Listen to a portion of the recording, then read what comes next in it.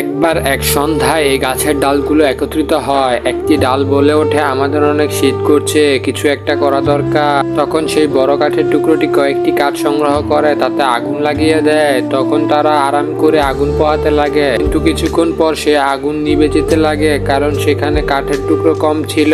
তখন তারা সবাই শরীরের অংশ ভেঙে ভেঙে আগুনে দিতে থাকে, কিন্তু একটু পর কেউ তার শরীরের অংশ আর ভেঙে দিতে চায় না। তখন তারা জোর করে একজন আরেকজনের শরীরের অংশ ভেঙে নিতে চায়। আর এইভাবে দস্তাদস্তি করতে করতে তাদের মধ্যে যে বড় কাঠের টুকরোটি ছিল সে আগুনের মধ্যে চলে যায় এবং মুহূর্তের মধ্যে তার শরীরে আগুন লেগে যায়। এরপর সেই বড় কাঠের টুকরো আগুন যখন কমে যায়, আবার তারা দস্তাদস্তি করতে থাকে। যখন তাদের শরীরের অবশিষ্ট অংশ শেষ হয়ে যায়, তখন একজন আরেকজনকে আগুনে ফেলতে থাকে। এরপর একটি ছোট কাঠের টুকরো এক আগুনের টুকরো দিয়ে বড় গাছের টুকরোকে ভয় দেখায়, যার ফলে সে আগুনে চলে যায়। এভাবে পুড়তে পুড়তে এক সময় তারা সকলে পুড়ে ছাই হয়ে যায়, শুধুমাত্র একজন বাকি থাকে। সকালে সেই যখন চোখ খুলে দেখতে পায় তার শরীরের চারপাশে বরফ জমে গেছে। বন্ধুরা, ভিডিওটি ভালো লাগলে সাবস্ক্রাইব করে লাইক করে যাও।